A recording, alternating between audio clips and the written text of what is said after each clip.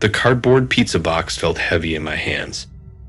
Suddenly, I felt queasy and scared as I glanced at the address scribbled on the receipt. Blackwood Lane, 147. The numbers blurred before my eyes. 20 years. 20 cursed years had passed since memories of this place last stole my breath. Back then, I was a skinny 11-year-old boy with scraped elbows. Blackwood Lane was not the kind of street you stroll down after dark. It was the forsaken outskirts of town. The house itself was a monument to decay. A dilapidated structure with peeling gray paint and boarded-up windows. Locals called it the Hermit's house, and its solitary inhabitant, a gaunt figure with a chillingly bald head, was shrouded in rumors as thick as the dust clinging to the cobwebs on his porch. Of course, there were rumors. Rumors of a man driven mad by solitude or something far worse. Some even dared to speak of a taste for the macabre, a thirst for flesh. We three foolish 11-year-old boys once rode past this house on our bicycles one night. That's when we saw the bald hermit. He stood by the porch, pointing at us and laughing loudly. Naturally, we were scared, knowing all the local stories about him. We quickly rode away.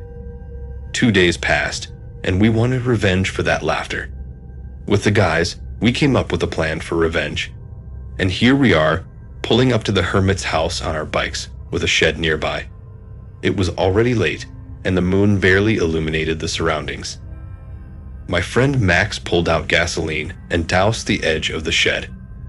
I struck a match and tossed it in the right spot. The fire erupted and soon engulfed the entire shed.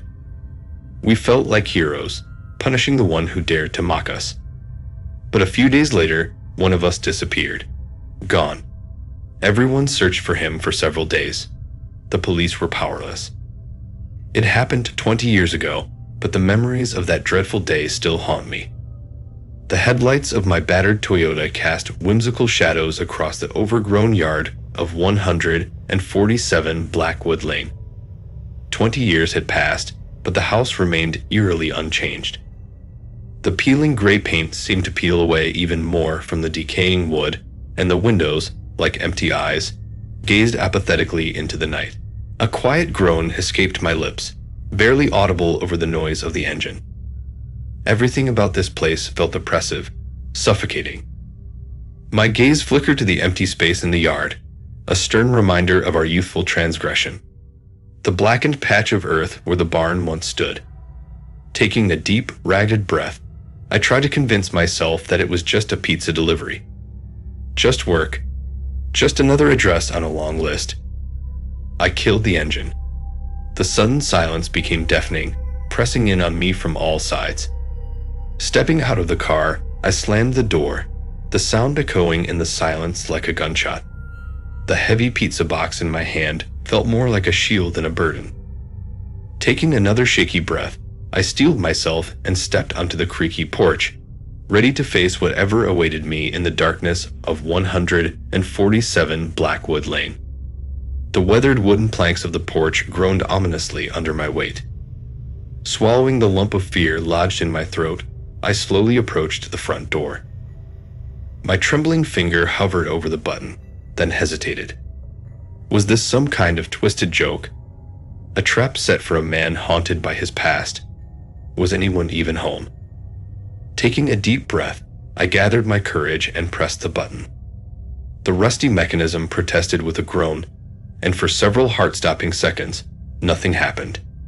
Then, from inside, came a faint sound, a muffled shuffle.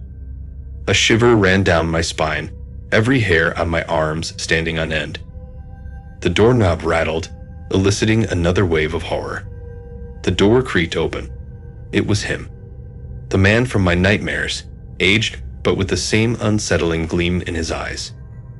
He grinned widely, a smile that sent chills down my spine, deepening the wrinkles on his face. Delivery, right? His voice, dry and scratchy like sandpaper, sent shivers down my spine. I've been waiting for you, son. I've been waiting a long time. A bead of sweat rolled down my temple. Come in, He beckoned, his gesture unsettling. No need to be shy. Been waiting for someone to share a meal with. With trembling hands, I lifted the pizza box and handed it to the man. Your order, sir, I managed, the words catching in my parched throat. The man's smile widened further, a chilling glint in his eyes. At last, he croaked, a note of sinister satisfaction in his voice. The porch light illuminated not a frail old man's hand, but a hand covered in a web of deep, uneven scars. He slowly took the pizza, took a bite, and handed me a note. I read, Welcome, son. Welcome to your final delivery. The hermit suddenly grabbed me by the collar with both hands and began shaking me, idiotically laughing as he did 20 years ago. My hand, still gripping the car keys, became sweaty. Adrenaline surged through my veins, momentarily suppressing the terror threatening to paralyze me. In a desperate burst of energy, I pushed the man away as hard as I could. A piece of my clothing remained in his hand. I lunged for the driver's seat, slamming the door with a bang. My hands shook as I fumbled with the ignition, the engine roaring to life with a deafening growl. The headlights flooded the yard with welcome light, momentarily driving away the darkness. Without bothering to engage reverse, I slammed on the gas pedal. The car surged forward, the tires squealing protest as I spun it on the gravel driveway. The house loomed in the rearview mirror, the hermit's face contorted into a mask of rage. He raised his hand, and in the light glinted metal. It was a gun. Panic seized my breath. I pressed on the gas, the car lurched forward, and the engine's roar filled the night air. A loud bang echoed from behind, the sound of a gunshot shattering the silence. But I dared not look back. Every fiber of my being was focused on escaping this nightmare. Upon arriving at the pizzeria, I told my colleagues about what had happened, but the words seemed to stick in my throat as I tried to describe my ordeal. I made a note to myself never to return to that area again, and vowed never to forget the lesson learned from that terrifying delivery.